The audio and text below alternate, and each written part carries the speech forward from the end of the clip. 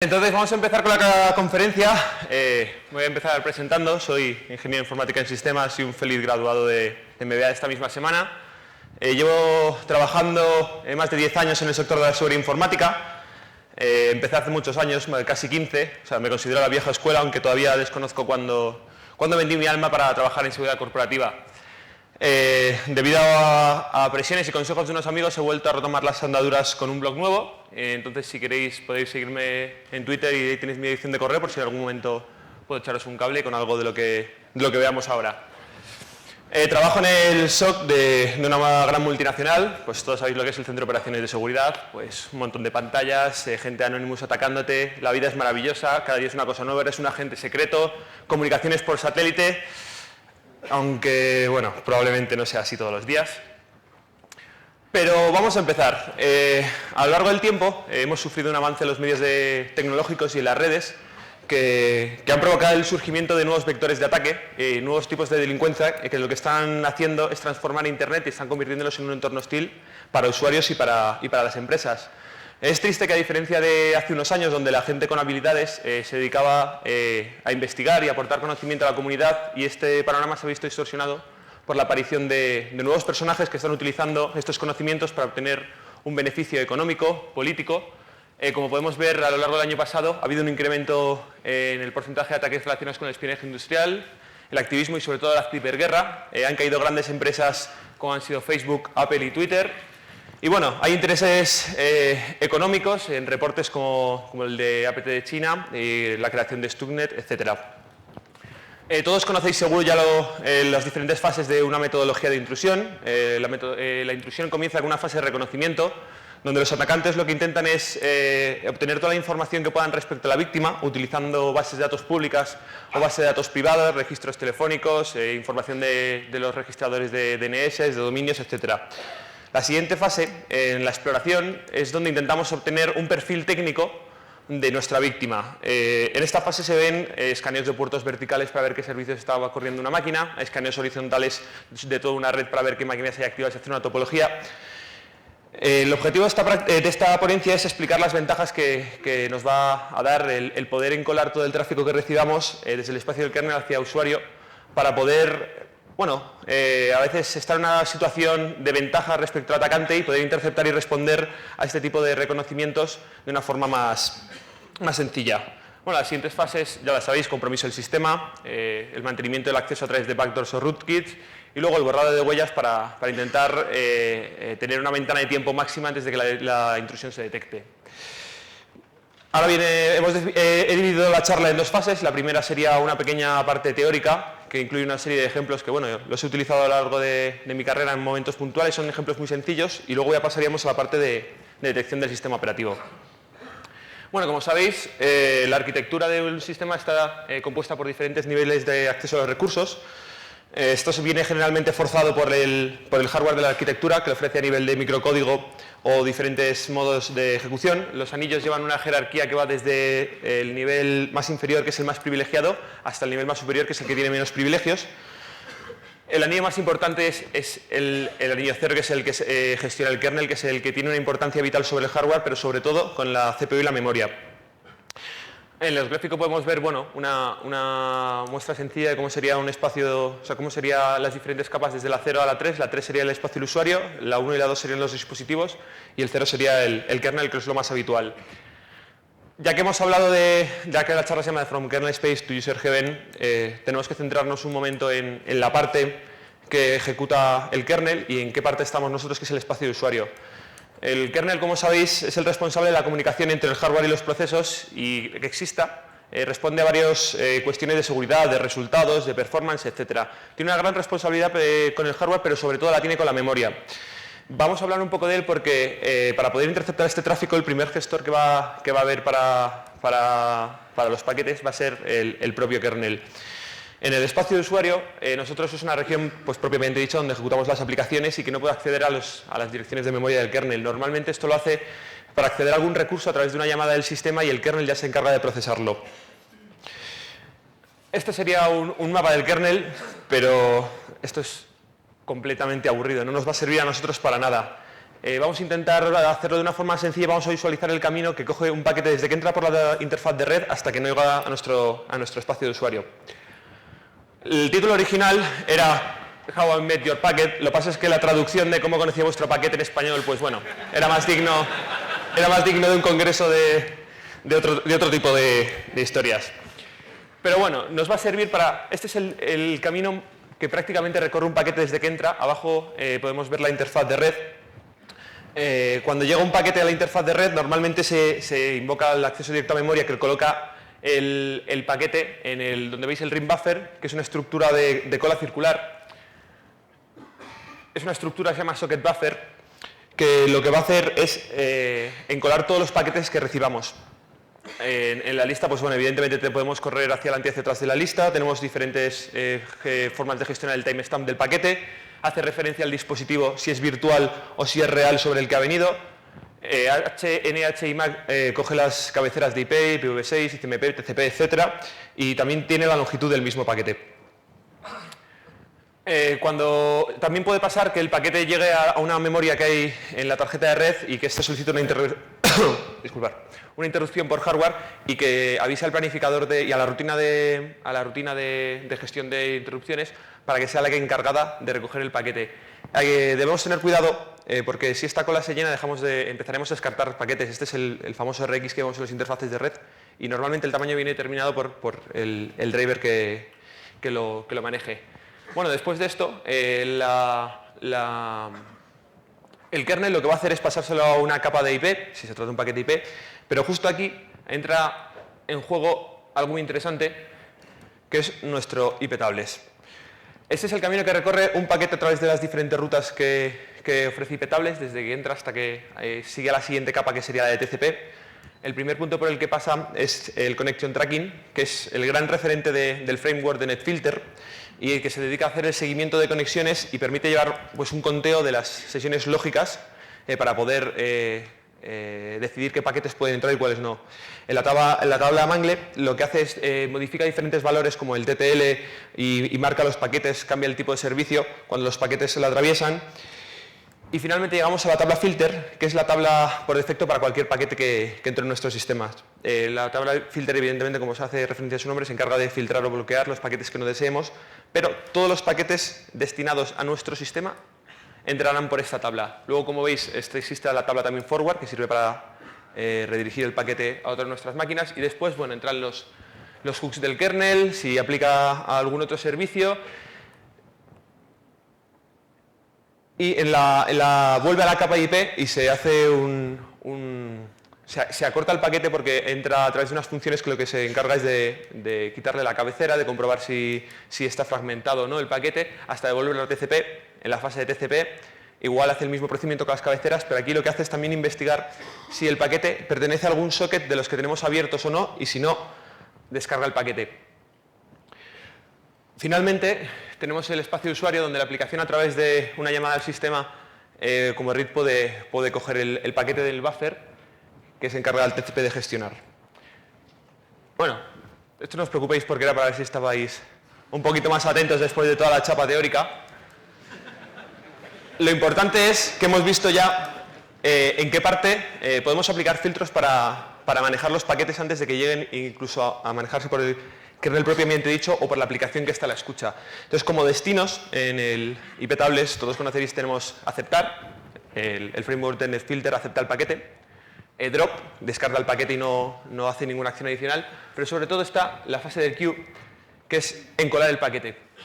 Este paquete se mete en una cola en el espacio usuario, evidentemente tiene que haber una aplicación con una cola esperando para recibir el paquete. Si no existe ninguna cola, tiraremos el paquete. Y finalmente, bueno, tenemos return que sigue por la cadena donde dejó, y reject es interesante porque nos permite que IP tables se comporte como un firewall, es decir, si llega un paquete sin ACK a una conexión que no existe, vuelve un reset, si el puerto no está abierto, un ICMP, etc. Entonces hemos hablado del proceso de encolado. El proceso de encolado lo que permite es delegar la decisión de los paquetes al espacio del usuario. Hemos dicho ya que tiene que haber evidentemente una aplicación y tiene que haber un programa que lo que esté haciendo es escuchar y devuelva sobre todo el veredicto. La forma de ver la cola tenemos que tener unas características muy en cuenta, que es que tiene una longitud fija. En cuanto esa cola se llene, empezaremos a tirar todos los paquetes restantes. Luego tenemos que tener mucho cuidado con ser rápido respondiendo y que sobre todo el tamaño sea lo suficientemente grande. Cada paquete está indexado con un entero, viene con una serie de metadatos, los metadatos no nos van a importar ahora mismo. Y sobre todo para devolver el veredicto al kernel, lo que tenemos que es referenciar el paquete con el índice entero que se le ha asignado. Evidentemente, pues como implicaciones, podemos devolver los paquetes en el orden que queramos, pueden llegarnos del 1 al 5 y nosotros devolver los veredictos del 5 al 1, podemos procesar varios paquetes y devolver la respuesta más tarde, pero lo que tenemos que tener cuidado sobre todo es lo que hemos comentado de que no podemos demorarnos mucho en dar la respuesta, porque si la cola se llena empezaremos a tirar paquetes y evidentemente podemos romper conexiones que ya están en curso. Los primeros ejemplos que vamos a ver los he hecho en Perl por sencillidad y bueno, existe una implementación para Perl que es IPQ. A partir del kernel 2.6 que ha quedado obsoleto porque hay una nueva implementación que es libnel filter, pero ya la veremos más adelante porque además está utilizada en C y bueno, son programas un poco más complejos. Algunas aplicaciones como Snorkel Line hacían uso de esta tecnología pues para poder hacer un análisis de los paquetes que recibíamos y con ello dar una decisión y poder actuar como un IPS y tirar los paquetes.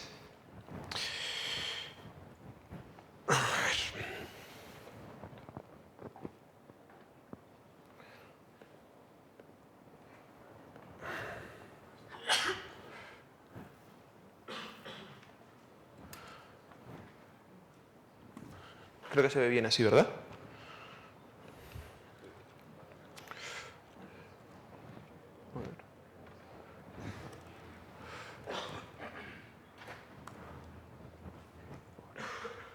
Por ejemplo, podemos diseñar de una forma sencilla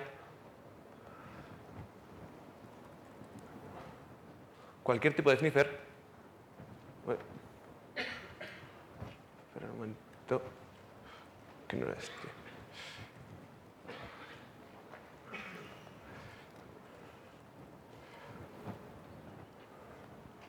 ¿Veis?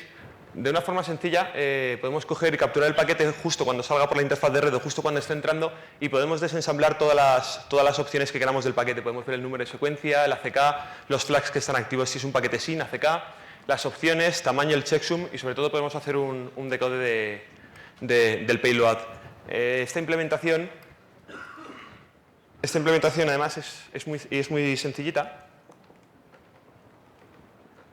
Simplemente el principio lleva las cabeceras y todas las rutinas que necesitamos, pero el código principal es prácticamente esto. Hemos cogido hemos creado una cola, todos los paquetes que vayan a salir de nuestra interfaz de red los capturamos y a partir de ahí hacemos un desensamblado, digamos, del paquete y justo cuando ya lo hayamos terminado de procesar lo que hacemos es dejarle pasar. Todos los ejemplos que vamos a ver se basan en cosas muy sencillas como esta. Entonces, bueno, esto es interesante. O sea, podemos crear un sniffer, podemos capturar el tráfico, podemos jugar con los paquetes antes de que responda el sistema operativo, antes de que, si es un paquete para el puerto 80, el Apache responda. ¿Qué podemos hacer?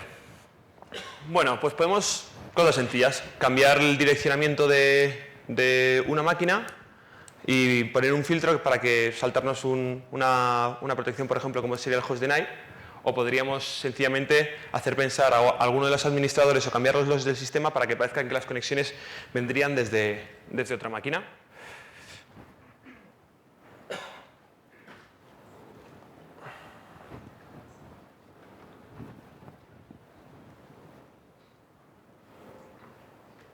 Ahí tenemos. Vamos a activar en esta máquina, por ejemplo, el SSH.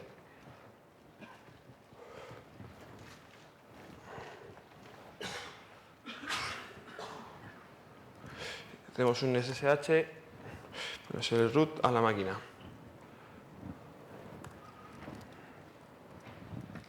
Como veis, estamos en el sistema.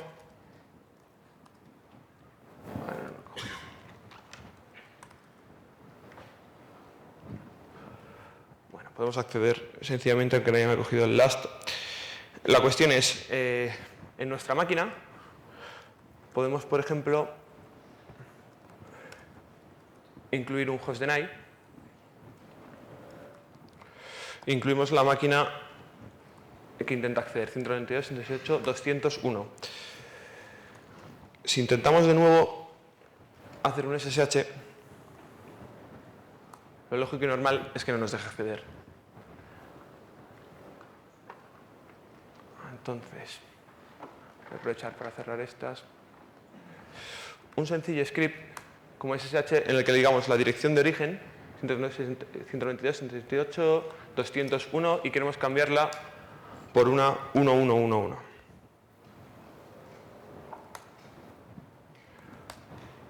Como veis, nuestra máquina ha pasado de nuevo.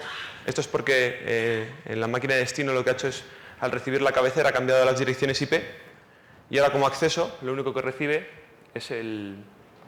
¿Veis? La 111. Esto sería...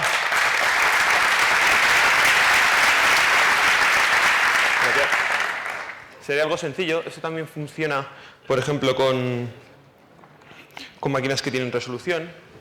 Por ejemplo, vamos a cambiar la dirección IP y podemos hacer que llegamos desde la página de Rooted.com, por ejemplo. Este ejemplo trivial puede servir para dejar de utilizar durante un momento dado programas para hacer un wipe de los logs, o dejar de llamar la atención de un administrador del sistema que probablemente acceda siempre desde la misma máquina y probablemente un rango de direcciones le haga sospechar que algo está ocurriendo en sus sistemas. Más ejemplos sencillos que podríamos ver. A ver, ¿qué pasa este?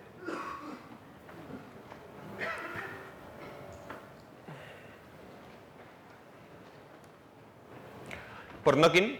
El port knocking es un método sencillo que sirve para establecer una conexión a un equipo que no tiene los puertos en ese momento abiertos. Antes de que la conexión se establezca, los puertos podremos abrirlos con un tipo de secuencia, que es una serie de paquetes concretos que vamos a enviar para poder conectarnos.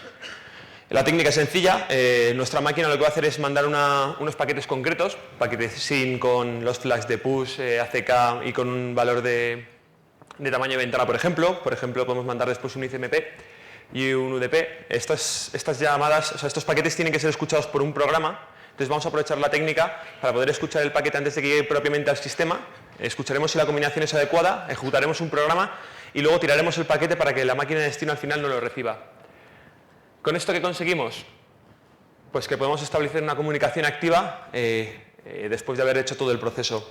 En este caso, no voy a utilizar paquetes TCP.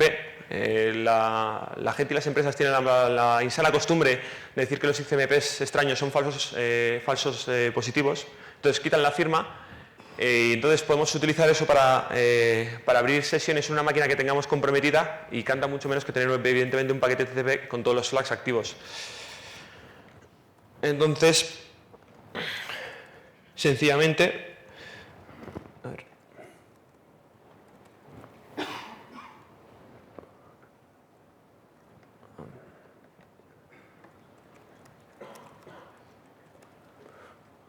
Sí.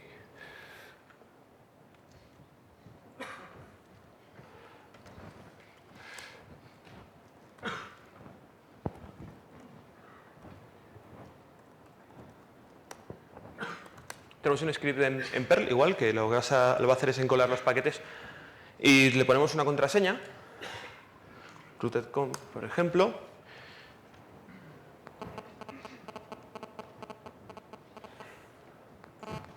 Los de Tadon, por favor, que dejen de hacer pruebas. Al otro lado lo que tenemos pues, es otra máquina donde hemos cargado un payload que tiene la contraseña y luego un comando ejecutar.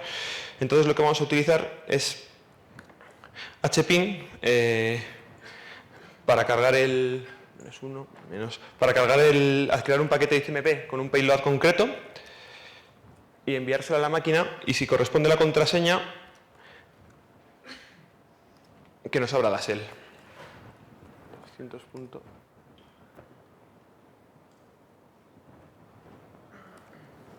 Uy.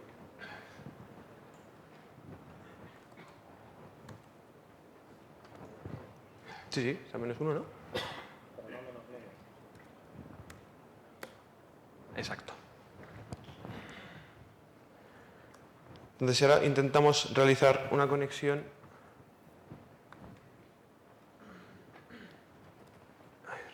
a la máquina remota, al puerto 1234 como hemos puesto en el payload.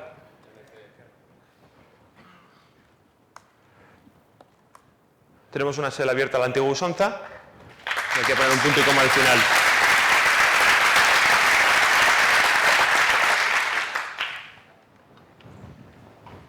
Bueno, ¿qué más se puede hacer? DNS Tunneling. Ayer en la conferencia que dieron los compañeros de Darlogic nos hablaron un poco de los problemas de DNS Tunneling. Bueno, es crear un túnel de IP para transferir el tráfico sobre DNS. Hay dos formas de encapsular el tráfico. En base 64 con los registros TXT de peticiones DNS y en base 32 para los registros tipo CNAME. Esto es bueno para algunos entornos, como ya dijeron, hoteles y aeropuertos, donde podemos saltarnos todos los firewall y todas las limitaciones. El problema es que DNS es un tipo de conexión lenta y que podemos levantar las sospechas del registro final de DNS que utilicemos y bueno, necesitamos un servidor de nombres autoritario para poder hacer la técnica. Entonces, vamos a quitar, si quiere. Como ejemplo, tenemos un script en Perl que lo que va a hacer, no tenemos internet aquí, pero bueno, veis, está viendo que la petición desde mi máquina hacia la máquina de SES que está puesta es un tipo de resolución A, no hay código de error y está intentando acceder a google.es. Bueno, aquí lo que vamos a hacer es lanzar el Ozyman.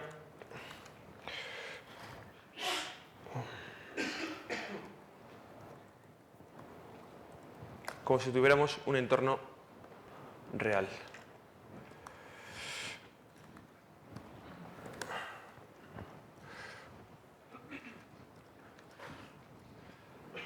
Si no, no me acuerdo. 8080, compresión con el comando de proxy hacia el túnel.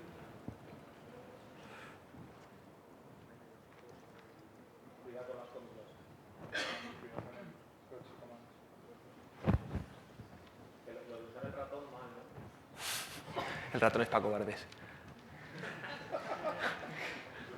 Pues sí, las comillas, sí. Ese gran desconocido.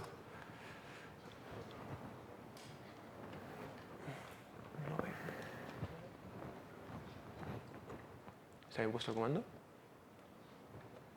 Vamos a hacer caso a Román. No te encuentras todos los días un pato que habla.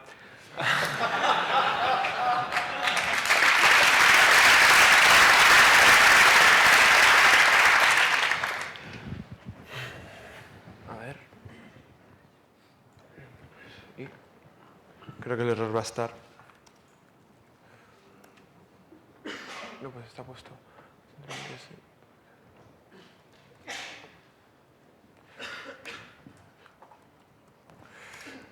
Vamos a poner que el servidor de DNS sea la dirección IP esta que es la 40.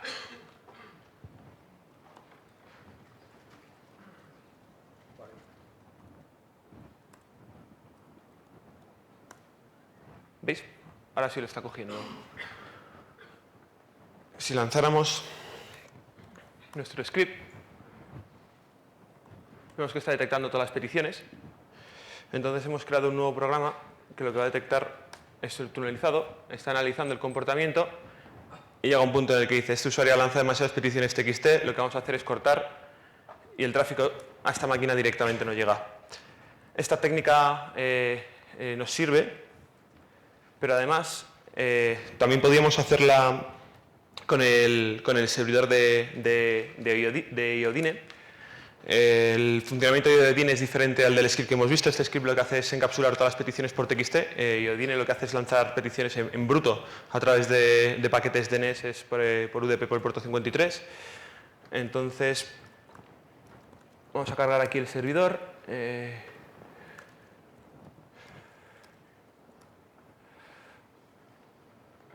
Vamos a ir un poco más rápido, si no. Copiamos. Pegamos. Tenemos abierto el túnel por uno de los lados.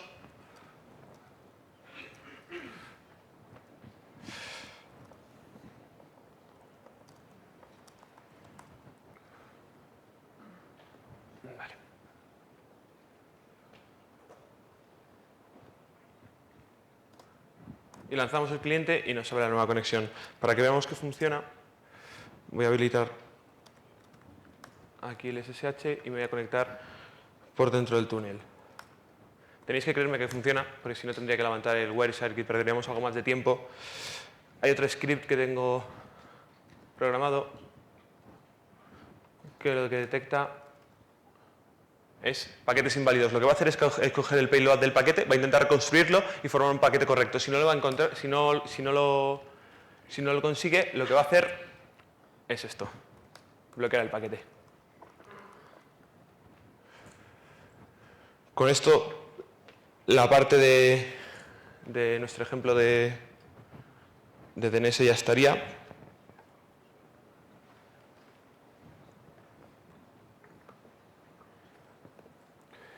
Y finalmente lo que vamos a hacer es ver un último ejemplo que podríamos utilizar como el traceroute. El traceroute lo que hace es traza un camino desde el origen al destino mostrando todas las rutas que hay, los saltos intermedios, los tiempos de demora. Utiliza el campo de TTL, time to leave, sirve para que los paquetes no se queden en un bucle infinito, debido a que haya un circuito cerrado, por ejemplo, y por defecto utiliza un paquete UDP al puerto 33434, que probablemente estará cerrado y bueno, el funcionamiento lo sabéis, se pone TTL a 1, el primer salto que se encuentra lo decremente, como llega a 0, lo descarta y manda un ICMP de tiempo excedido, así hasta que llegue a nuestra máquina de destino, que como el puerto va a estar cerrado, le va a mandar un ICMP de que el puerto no se encuentra disponible. Esta máquina podemos despedirnos de ella ya. Entonces, lanzamos el script de traceroute.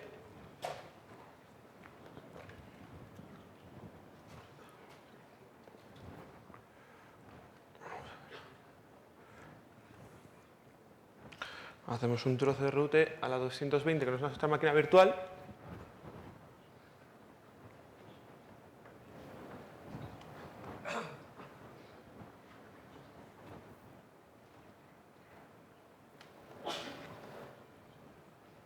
Y podría hacer algo más, la verdad.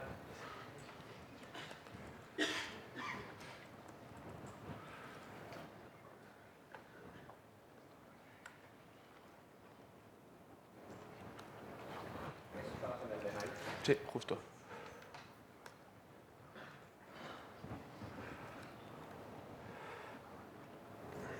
Vale.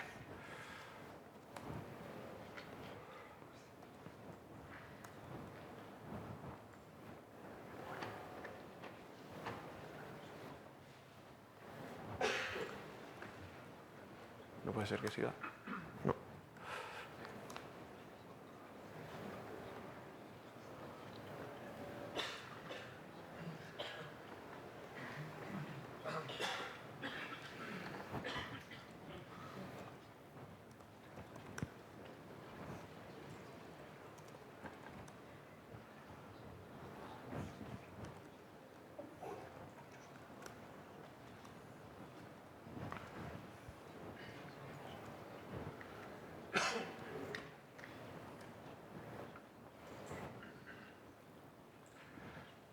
Pues parece que el traceroute, nuestro ejemplo, no va a querer salir mucho.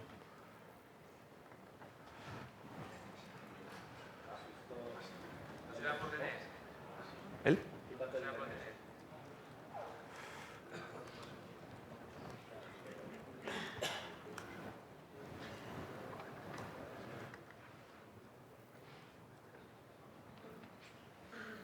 No.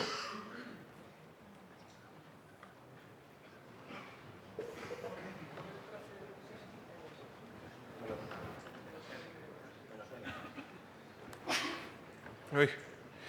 Ahí no. No, esto es diferente en... Yo creo que en iOS. Si no...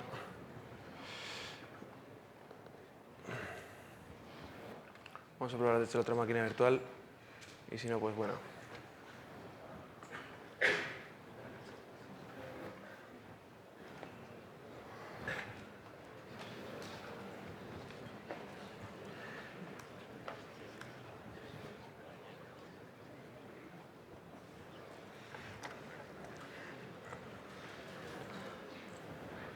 No. Bueno. Pues nada, ya revisaremos ese ejemplo.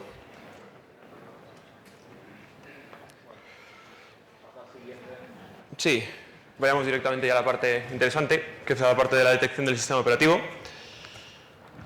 Bueno, técnicas de detección del sistema operativo todas las conocéis, parte activa, parte pasiva. La parte pasiva es un análisis de tráfico, puede ser por segmentos de los paquetes, puede ser por diferentes aplicaciones capturando el banner, o puede ser, por ejemplo, por peticiones de HTTP. En la parte activa, pues evidentemente captura y análisis de ficheros que podemos descargar desde la máquina remota, o peticiones TCP/IP. Entonces, por ejemplo, la gente piensa que esto no es algo muy grave. Hay 14 millones de dispositivos con Cydia corriendo, que tiene el jailbreak y el SSH puesto con la contraseña Alpine por defecto. Si sumamos esto a que se conoce el patrón con el que responde, los iPhone, pues podemos hacer cosas sencillas con ellos, como pivotar a través de varios de ellos para atacar una máquina remota de forma definitiva. Como estamos viendo, estamos accediendo a un dispositivo con iOS, todos tienen la contraseña de Alpine colocada, luego podemos pivotar a través de ellos como si fueran diferentes bouncer o diferentes máquinas de salto.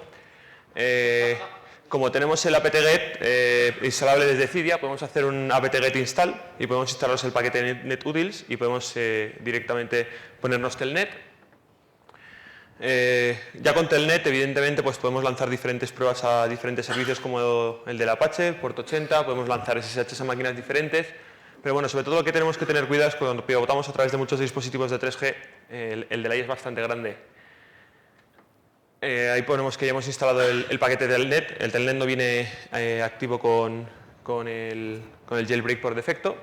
Entonces lo que vamos a hacer es, tenemos una máquina de destino que queremos atacar, tiene un script en un CGI que sabemos que es explotable, ahí nos ha salido el delay, pero bueno, ahora volvemos a intentar hacer la prueba y como podemos observar tenemos directamente pues todas las cuentas que hay en el sistema y solo tendríamos que hacer un cracking de la contraseña y poder saltar desde allí para atacar sin que nos reconocieran.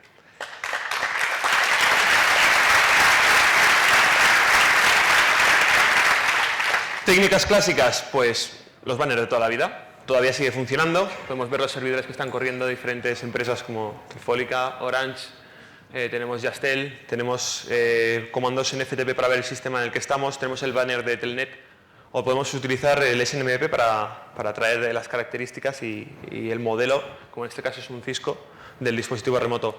Esto ha quedado un poco anticuado, ahora hay algo mucho más guay que se llama SODAN. SODAN ya se encarga de hacer esto por ti, no vas a tener implicaciones en principio legales al intentar escanear todos los servicios y no vas a dejar huella y además te permite buscar por una versión concreta del sistema operativo. Nmap. Nmap es la herramienta más famosa que existe hasta ahora de detección activa del sistema operativo. Cuando detecta una máquina pues nos da mucha información, ahí mejor vemos el tipo de dispositivo, es la familia en la que está clasificada. Linux y Windows entran dentro de dispositivos de propósito general. En Running tenemos la versión concreta de dentro de la familia del sistema al que pertenece. Si encuentra muchas coincidencias, lo que hace es separarlos con los PEPs, como vemos ahí. El OSCP es un formato en el que puedas parsearlo, mientras que el OSDT es lo que te da es información libre en un formato que sea más complicado de parsear. Además nos da otras características. Puede deducir a través de las pruebas que hace cuánto lleva la máquina activa, cuánta distancia ya está nuestra máquina y hace un análisis de números de secuencia por si fuera vulnerable a un TCP blind spoofing o de los números de ID de los paquetes y si son incrementales pues podríamos utilizarlo para hacer un idle scan y poder escanear otra máquina utilizando esta como pivote.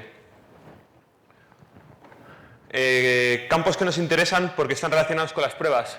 Pues nos van a interesar los flags de IP del fragmentado, el TTL, el tipo de protocolo que se trata. Voy a pasar esto por encima porque es algo que podréis ver vosotros más tranquilamente. Dentro de los flags de TCP, que si es un paquete SYN, ACK, el tamaño de ventana, las diferentes opciones que hay, opciones como tamaño máximo de segmento, el ACK selectivo, el escalado de ventana, el timestamp, que son muy propios y muy concretos de las familias de sistemas operativos. Y dentro de las pruebas de ICMP, pues el tipo de código y en UDP el payload que utiliza. Los métodos utilizados por Nmap, pues bueno, son 15 pruebas, corresponden a paquetes TCP, UDP y CMP. Son paquetes muy concretos que lanzan pruebas contra posibles implementaciones propias que hayan hecho en vez de seguir alguna parte del RFC o alguna parte del RFC que no obliga a una implementación concreta.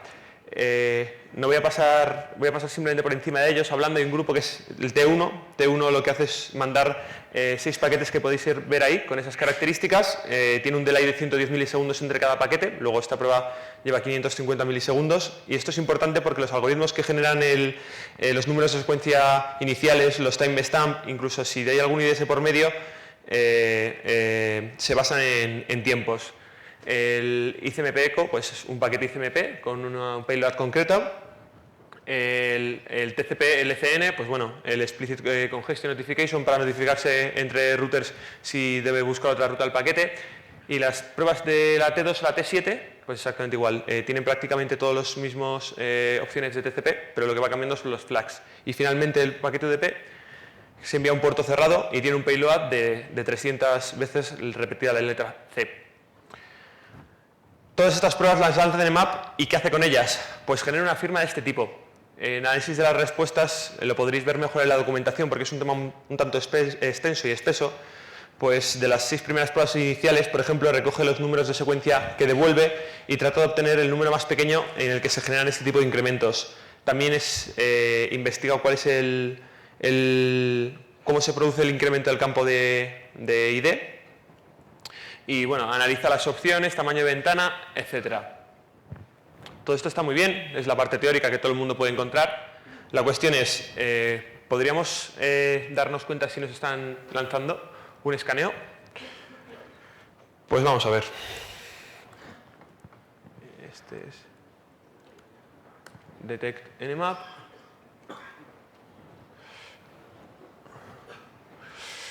Lanzamos un Nmap.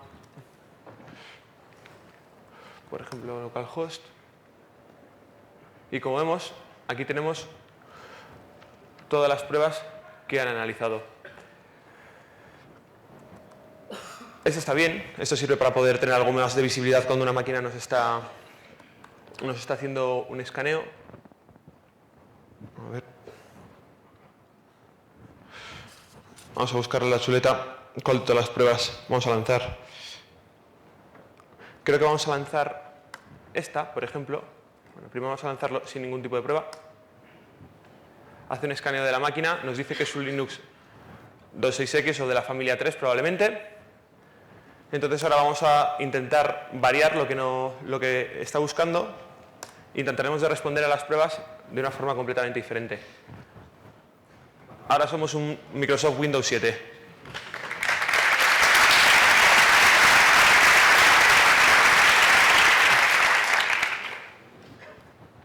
Bueno, hay formas de protegerse, IP Personality, el Stealth Patch, Fingerprint Fucker, etcétera, pero son muy antiguas. Funcionan prácticamente sobre el kernel 2.4 y sobre las primeras versiones de reconocimiento de sistema operativo que hay sobre Nmap. Hubo 2, estamos en la versión 2 ya. Todo esto está muy bien, pero ¿podemos hacerlo algo más complicado? Bueno, pues tengo aquí un Nexus 7 y lo que vamos a hacer es intentar hacerlo. La misma implementación, lo que pasa es que en vez de ser sobre Perl, la vamos a realizar con un programa con el libnet filter que ya ocupa algo más y la vamos a compilar directamente como proyecto. Entonces, vamos a conectarnos.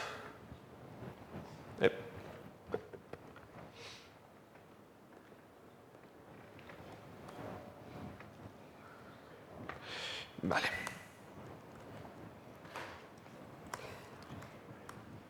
Con, perfecto. Lo que vamos a hacer es poner el IP tables. Así no veo. IP tables menos A. Paquetes de entrada que sean del tipo TCP. Los vamos a encolar y que vengan de la dirección de nuestra máquina, que es la 1101. Bueno, ahora lo que vamos a hacer es llamar a nuestro programa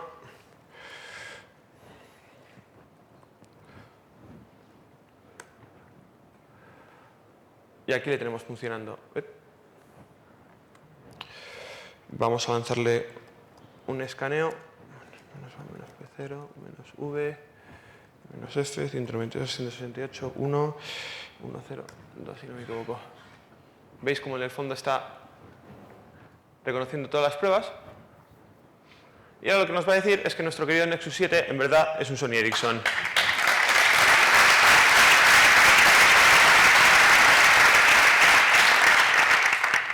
Todo esto está bien, hemos pasado la prueba de reconocimiento activo, seríamos capaces de hacerlo con el pasivo. El ejemplo más sencillo que hay con el pasivo es POV.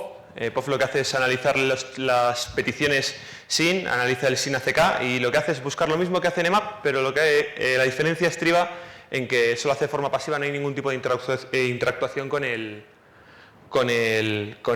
la máquina que estamos analizando. Este es el formato de las firmas, principio, tamaño de ventana, el TTL, si el paquete está fragmentado, el tamaño completo del paquete. Un paquete sin opciones IP y sin opciones TCP ocupa 40 bytes. En este caso ocupa 48 porque tienes el maximum segment size, no opción, no hay opción y un selectivo ACK. Esta es una firma de Windows 98.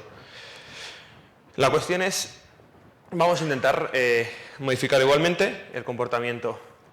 Vamos a limpiar las tablas que habíamos puesto de IP tables y esta vez paquetes de salida que sean del tipo TCP, los encolamos y para hacerlo más sencillo lo que vamos a hacer es de todos los paquetes intercéptame solo los que sean de sincronización. En el otro extremo vamos a levantar una instancia del POV y aquí tenemos el POV, por ejemplo. A ver. POV. Hemos lanzado la modificación a paquetes que vayan a salir y lo que vamos a hacer, ya que no puedo lanzar una VNC contra Android ahora mismo,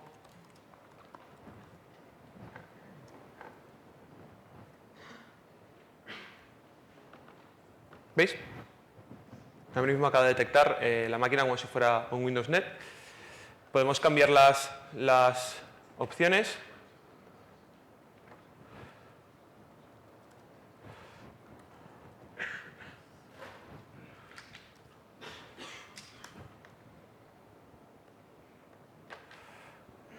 Vamos a hacer el mismo procedimiento.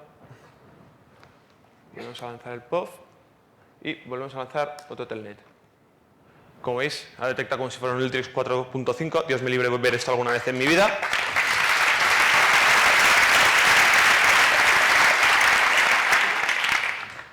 Y con esto está prácticamente todo dicho. Todas estas implementaciones están muy bien, las herramientas Nmap, POV, pero seríamos capaces de bypassear este tipo de detección en un IDS que fuera comercial. En este caso hemos seleccionado Surefire. Tengo que agradecer a los chicos de Surefire el apoyo que nos ha dado las licencias para poder jugar con su sistema. Y lo que vamos a hacer es levantar una instancia de un IDS, levantar un Defense Center y dejar en un extremo una máquina con un XP vulnerable y en otra con el Metasploit vamos a lanzar un exploit concreto y lo vamos a modificar las cabeceras en tiempo real para cambiar el tipo de sistema operativo que va a detectarnos. Vamos a salir ya de aquí. Este fuera.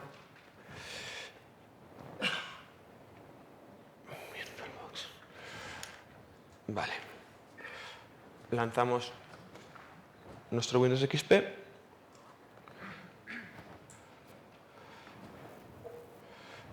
Lanzamos nuestro sensor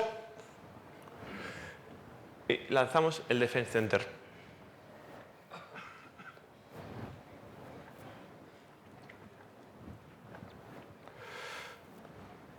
Vamos a acceder al Defense Center primero para que veamos si tiene algo.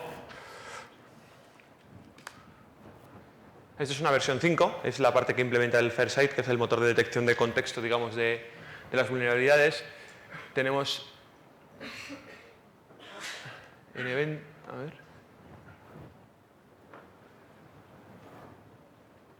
Si no lo veo yo, ¿cómo para verlo vosotros? Network MAC. ¿Veis? Actualmente dice que no hay ningún dispositivo que haya detectado. Entonces, ¿qué vamos a hacer? Este no es, este es el sensor y este es nuestro backtrack.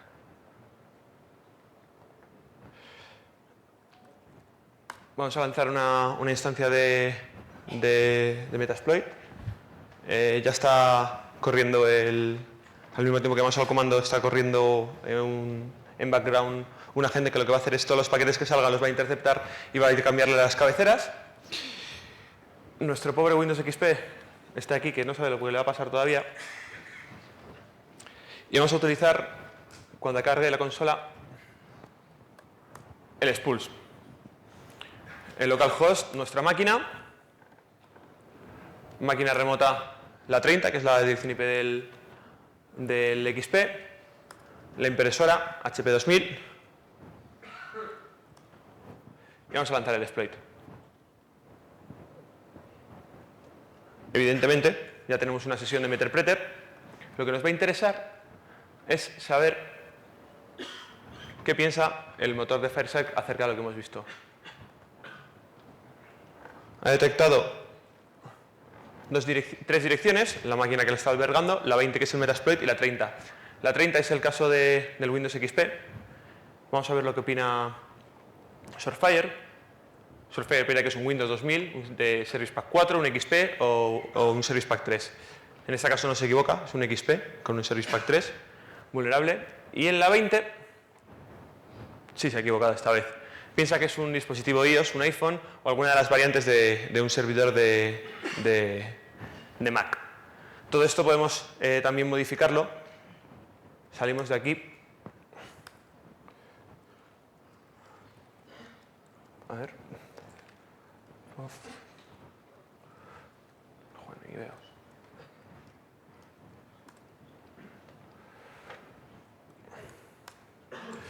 $168, 225, 24 nos lo inventamos y lanzamos un paquete contra el XP.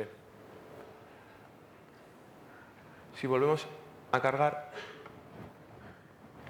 ha encontrado una máquina nueva, que es la 24, máquina que no existe, por otro lado, y que además nos dice igualmente que es un XP.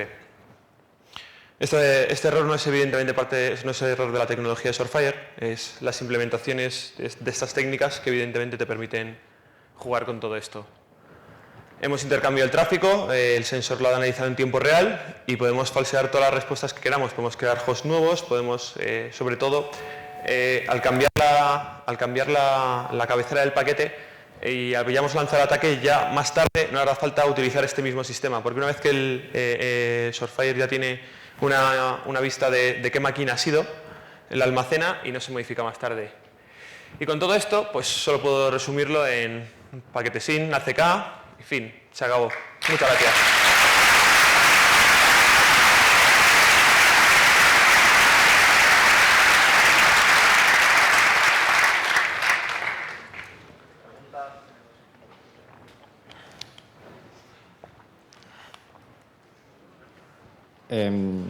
Lo de los teléfonos, ¿cuánta CPU chupa y cuánta batería chupa? No chupa mucho. El problema que tienen los teléfonos es que probablemente tienes que crear varias colas diferentes para encolar cada paquete por un lado, porque enseguida se satura, y en cuanto se satura, pues puede empezar, depende de cómo hayas implementado el módulo de la cola, pues te puede dar un kernel panic o te puede simplemente empezar a derivar tráfico, lo cual es un entorno un poco sensible, pero eso lo hemos hecho con una wifi separada, pero bueno, que estamos depurando y que puede dar mucho juego.